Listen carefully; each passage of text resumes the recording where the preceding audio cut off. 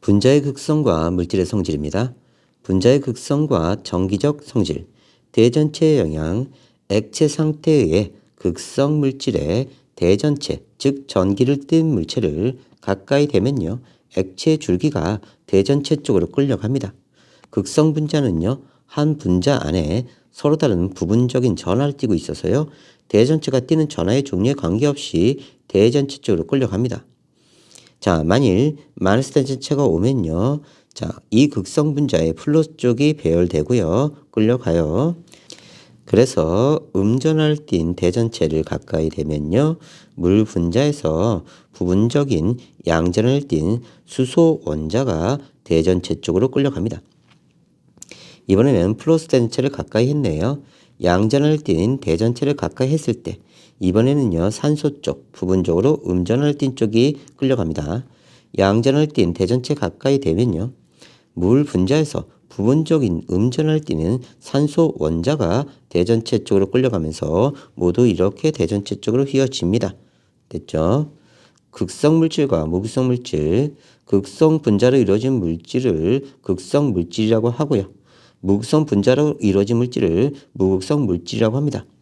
대전체는요, 물체 사이에 전자가 이동해서 전기를 띠게 되는 현상을 대전이라고 하고요. 이렇게 대전된 물체를 대전체라고 한다. 그러니까 대전체는 전기를 띤 물체다. 전기를 띤 물체다. 기억하세요. 전기장 속에서의 분자 배열입니다. 극성 분자는요, 기체 상태의 극성 분자는 전기장 속에서 일정한 방향으로 배열됩니다. 그래서 마이너스 극쪽으로는요, 플러스 전하를 띤 놈이 배치되고요. 플러스 극쪽으로는요, 부분 전하, 마이너스 전하를 띤 쪽이 이렇게 배열돼요. 그래서 부분적인 플러스 전하를 띤 원자는 마이너스 극을 향해서 배치되고요. 부분적인 음전하를 띤 원자는요, 플러스 극을 향하게 됩니다. 무극성 분자, 기체 상태의 무극성 분자는요, 전기장의 영향을 받지 않으므로 무질서하게 배열됩니다. 그래서 무극성 분자는요, 플러스든 마이너스든 자, 무질서하게 배열됩니다. 분자의 극성과 용해성. 자, 기억하세요. 극성 분자는요, 극성 물질에. 다음 무극성 분자는 무극성 물질에. 이렇게 놓습니다. 극성 물질이나 이온결합 물질은요, 극성 물질에 잘 용해되고요. 무극성 물질은요, 무극성 물질에 잘 용해됩니다. 그래서 극극, 무무 외우세요. 극성은 극성에, 무극성은 무극성에. 됐죠? 극성 물질은 물은요, 염화나트륨이나 황산구리와 같은 이온 결합 물질을 잘 녹이고요. 극성 물질인 물과 에탄올은 잘 섞입니다. 무극성 물질인 아이오딘은요, 무극성 물질인 산화탄소에 잘 녹고요. 무극성 물질인 헥세인은요, 벤젠에 잘 섞입니다. 극성 물질과 무극성 물질은요, 서로 잘 섞이지 않아요. 극성 물질인 물과 무극성 물질인 식용유나 헥세인은요, 잘 섞이지 않고 분리되어 층을 이룹니다. 그래서 밀도가 작은 식용유가 위에 뜨고요. 밀도가 큰 물이 아래로요. 만일 사이화탄소를 넣으면요, 사이화탄소가 아래쪽, 물이 위쪽 이렇게 분리됩니다. 헥세인은요, 탄소와 수소로 이루어진 분자고요. 무극성 분자입니다. 헥사가 6이란 뜻이에요. 그래서 탄소가 6개입니다. 자, 그래서 얘의 구조를 그리면요, 탄소 개수에 따라 메타, 에타, 프로파, 부타, 펜타, 헥사 여기에요. 모두 단일 결합이 이렇게 이루어진 걸 N자를 붙입니다. 헥사의 N이다. 헥세인. 됐죠? 이렇게 되어 있는 거예요. 그러면 탄소가 하나, 둘, 셋, 넷, 다섯, 여섯. C6. 자, 수소가요. 일단 탄소 하나당 2개씩 붙은 다음에 양 끝에 2개 더 붙습니다. 그래서 2n 플러스 2니까요. 12 플러스 2. 그래서 14. 이렇게 돼요. 그래서 이렇게 단일 결합만 있는 탄화수소는요, 일반식이 CnHen 플러스 2입니다. 그래서 대입해보면요, 여기 6이고요, 6이 12이고요, 플러스 2죠, 2. 됐죠? 이렇게 됩니다. 그래서 탄화수소에서 메테인, 에테인, 프로페인, 뷰테인, 펜테인, 헥세인 얘네들은 다 이런 일반식을 지녀요. CnHen 플러스 2. 극성 물질과 무극성 물질이 잘 섞이지 않는 까닭은요. 극성 분자끼리는 서로 반대 전하를 띤 부분 사이에 강한 정전기적 인력이 작용해서 쉽게 섞일 수 있지만요. 극성 분자와 무극성 분자를 섞으면요. 극성 분자끼리만 강한 정전기적 인력이 작용하므로 무극성 분자가 극성 분자 사이로 섞여 들어가지 못하고요. 층을 이룹니다. 분자의 극성과 녹는 점, 끓는 점, 일반적으로 분자량이 비슷할 때 극성 분자는요. 무극성 분자에 비해 분자 사이의 작용량이 인력이 크니까요. 녹는 점, 끓는 점이 높습니다. 다시요. 뭐요? 극성 분자가 더 높다고요. 뭐가요? 녹는 점, 끓는 점. 왜냐하면 서로 인력이 강해서 그래요. 자, 극성 분자 물은요. 구분형이고요. 비공유 전자쌍이 이쪽에 이렇게 두 개 배치되어 있고요. 쌍극자 모먼트가 산소 쪽으로 치우칩니다.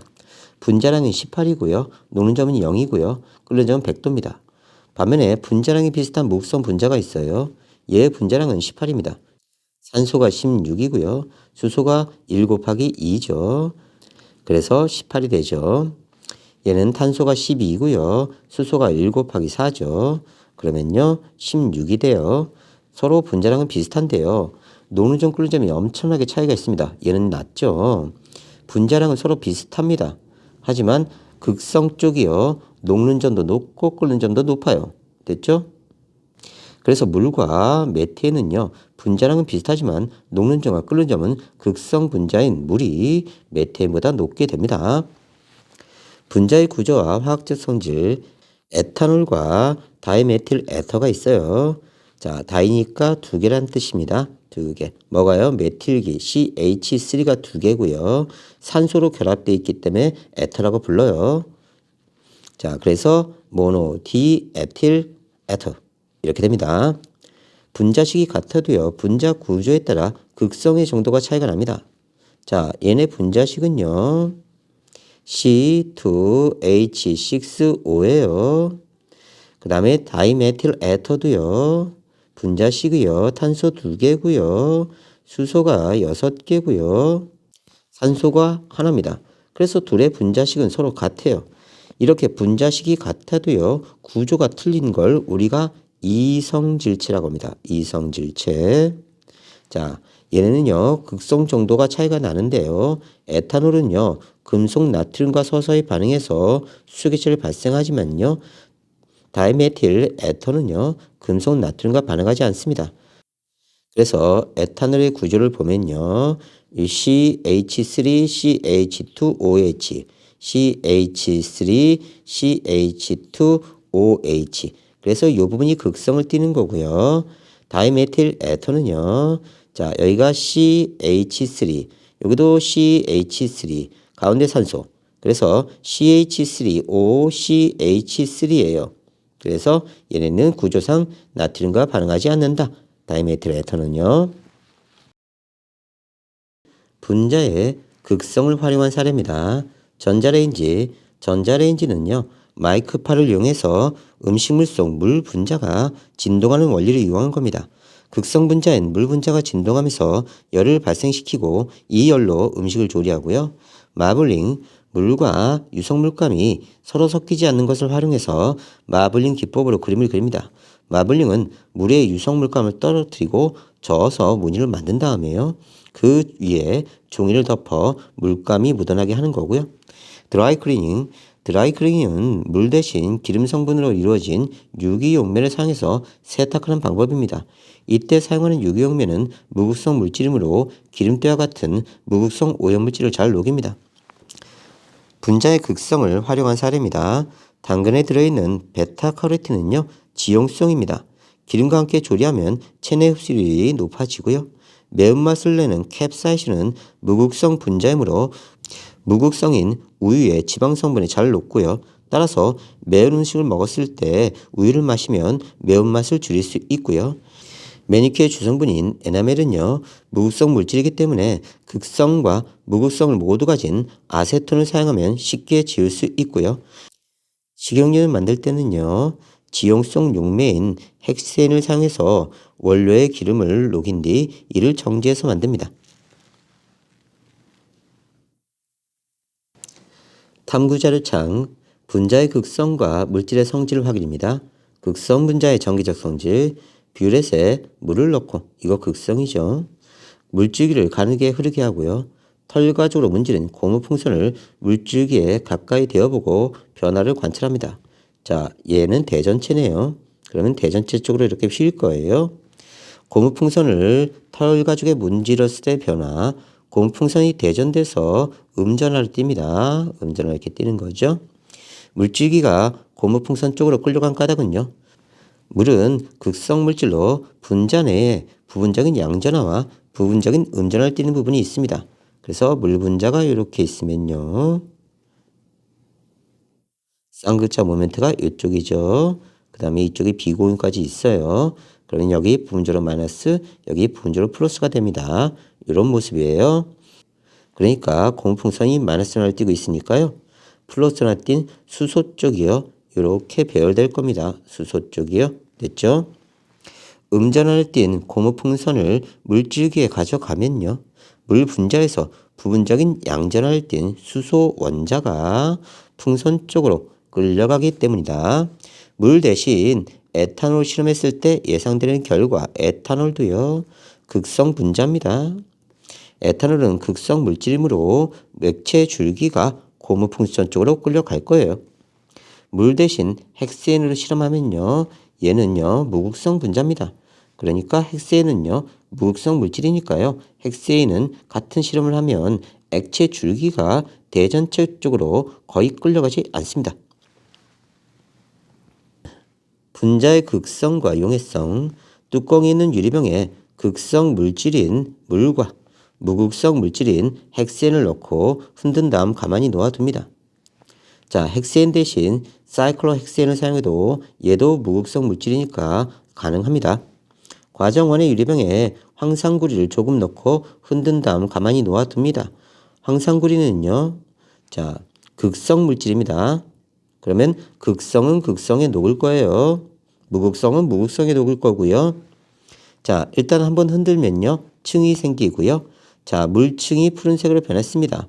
황산구리가 이온화되면요, 구리 이가 양이온이 푸른색이 돼요. 그러니까 얘가 여기 녹아 들어있다는 뜻입니다. 그래서 배고파, 구리는 파란색, 배고파, 구리 이온 파란색 이렇게 되죠. 반면에 고체 구리는요, 붉은색입니다. 기억하고요. 다음 3. 과정 2의 유리병에 아이오딘을 넣었어요. 자, 아이오딘은요, 무극성 분자죠. 그러면 얘는 무극성에 녹을 겁니다. 다시요. 극성은 극성에, 무극성은 무극성에 녹는다. 됐죠? 이렇게 외우세요. 그래서 아이오딘 분자가요. 무극성 분자니까요. 이렇게 헥세인에 녹는 겁니다. 그러면 과정 1에서 물과 헥세인이 섞이지 않고 층이 생긴 까닭은요. 극성 물질인 물은요. 무극성 물질인 헥세인과 서로 섞이지 않습니다. 물이 헥세인보다 아래에 있으니까 밀도는요. 물이 더 큰 거예요. 헥세인보다. 과정 2에서 물층만 푸른색으로 변한 거. 배고파. 구리 이온이 파란색이에요. 배고파. 황산구리는요. 이온 결합 물질입니다. 그래서 이온 결합 물질은 극성이에요. 그래서 극성은 극성에, 즉 극성 물질인 물에는 잘 용해되지만요. 무극성 물질인 헥세인에는 용해되지 않습니다. 과정 3에 헥세인 층만 보라색으로 된 거예요. I2, 아이오딘이 보라색이에요. 아이오딘은요. 무극성 물질이므로 무극성 물질은 헥세인에 잘 용해됩니다. 자, 물질의 액체 줄기에 대전체를 가까이 대면 액체 줄기가 대전체 쪽으로 끌려간다. 이건 극성 물질이죠. 헥세인에 잘 용해되는 분자는요. 무극성 물질이어야 돼요. 헥세인이 무극성이니까요. 다음 지용성인 바이타민 A와 수용성 바이타민 C. 자, 바이타민 A는 대부분 탄소와 수소로 이루어져 있어서 이 부분이요. 무극성을 많이 띱니다. 무극성인 용매에 기름에 잘 녹고요. 반면 바이타민 C는 산소와 수소로 이루어진 OH가 많아요. 이 OH가 많다는 뜻은요. 극성을 많이 띈다는 뜻입니다. 그래서 극성 용매인 물에 잘 녹습니다.